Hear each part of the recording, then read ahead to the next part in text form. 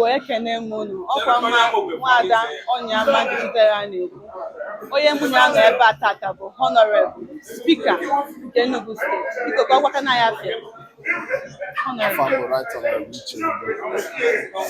Okay, Honorable ekene m gị kedu otu isi wee fụ mmemme a na-eme na mbọsị nke tata mmemme a na-eme ebe a taa bụ ihe omenala ịgba nkwụ nwa Christopher isi Comrade Christopher isi one of my stakeholders na-eke ọya ma ndị na sekọndịrị na-agba nnukwu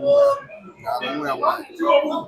Ekene m gị ngwanụ nke anyị gakwa ndị ọha na eze na-ekiri gị ndị bịara ebe a ịbịa foto na-asị aga ndị na-ekiri gị na Amokwe TV n'ọcha ebe niile ka ife ga-agwa ha Well, ihe m ga-agwa ha bụ na ebe onye ha bịakwute nnabatago ha kwerekwere ya bụ nwatakịrị na-abanye n'ezinụlọ ekpere ka Chineke nọnyere ha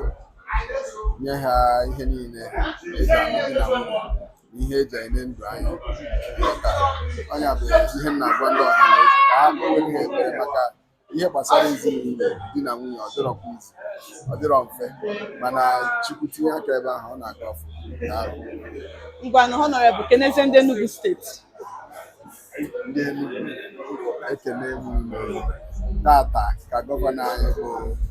Dr. Barrister Peter Ndubuisi Mba tinyere aka n'akwụkwọ na bọjetị ọ ga-eji rụọ ọrụ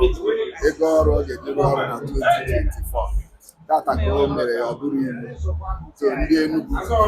na-akwadokwe n'ọchịchị Peter Mba na ọ dị mma na